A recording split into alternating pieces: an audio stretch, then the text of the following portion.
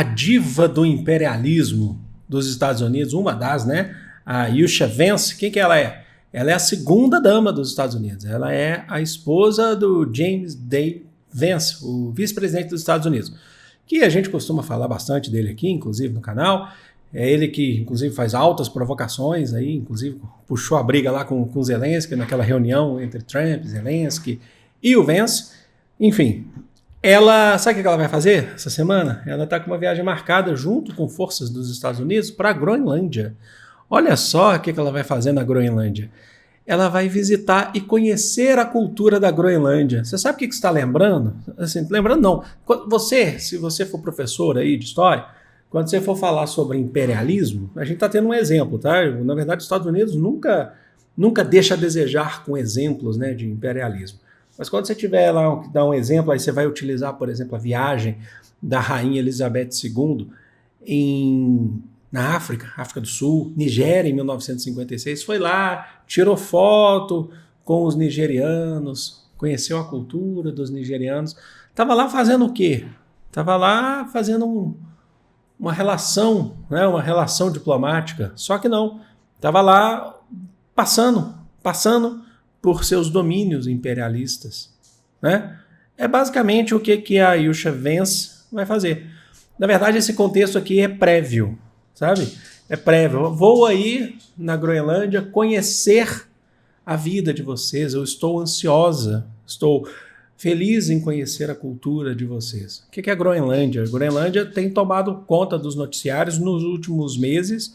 Não é a primeira vez que isso acontece. A Groenlândia está passando por uma situação que é uma separação de independência em relação ao Reino da Dinamarca. A Groenlândia, uma ilha gigantesca, que tem cerca de 45, 46 mil pessoas, habitantes, que pertence ao Reino da Dinamarca, e já há algum tempo o Reino da Dinamarca deixou livre a Groenlândia para decidir o seu futuro. Então isso viria através de plebiscito. E aí você tem um governo da Groenlândia que define, os governantes da Groenlândia, ora são a favor dessa separação em relação ao Reino da Dinamarca, ora não são. Atualmente, nas últimas eleições que nós tivemos, que a gente presenciou na Groenlândia, o partido de centro-direita lá, ele defende a separação em relação à Dinamarca de forma gradual. Tem alguns que defendem de forma direta, rápida, tem alguns que não defendem, mas em relação à Dinamarca. E o que o Donald Trump e os Estados Unidos estão querendo com isso? Eles estão simplesmente querendo abocanhar essa oportunidade, já que a Groenlândia está num processo que possivelmente vai se separar, seja agora, amanhã ou daqui a um tempo, mas que o Donald Trump vai e faz o quê? Pega a Groenlândia para eles. Faz uma oferta à venda, e se essa oferta não for aceita pela Groenlândia, Estados Unidos, que já tem base militar lá, invade. Entendeu? E assim, não vai ter resistência. Mesmo passando por cima da soberania da Groenlândia ou do desejo do povo, que o povo não quer participar, não quer pertencer aos Estados Unidos, não quer pertencer ao território dos Estados Unidos. Mas o não para o Trump não existe.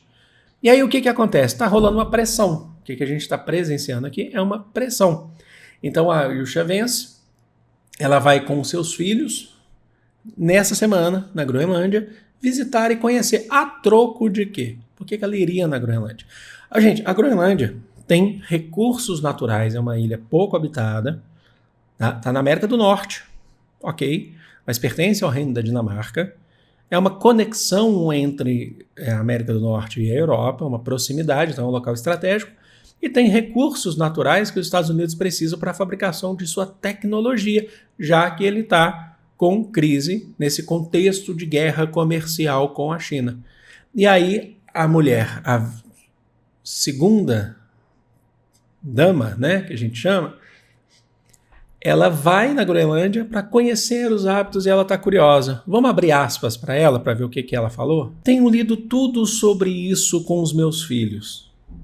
E estou impressionada com a incrível habilidade de trabalho em equipe que é preciso para participar dessa corrida.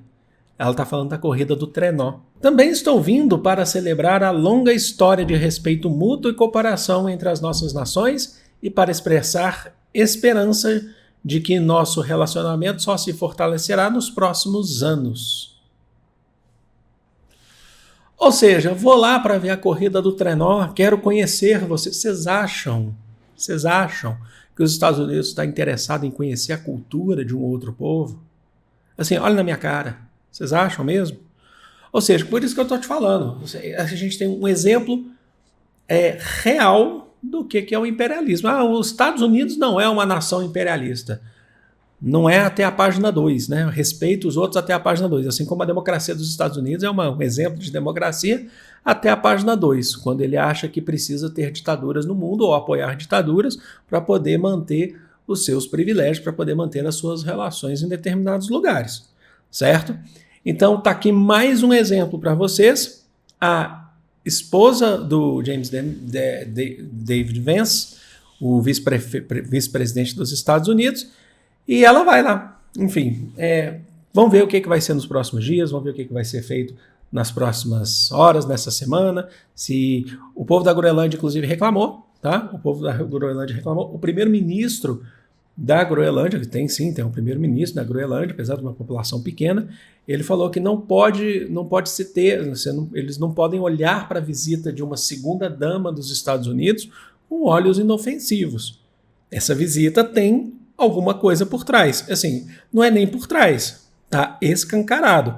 É a dominação ou o desejo, o anseio de dominação dos Estados Unidos num território em busca de riquezas naturais.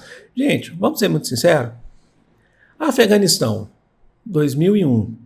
Cadeias de montanhas no Afeganistão ricas em minério. Iraque, rota de petróleo. O exemplo recente, transformar Gaza numa Riviera do Oriente. Redes hoteleiras, Donald Trump, em Gaza. Os Estados Unidos não olha para o outro país com um olhar de solidariedade.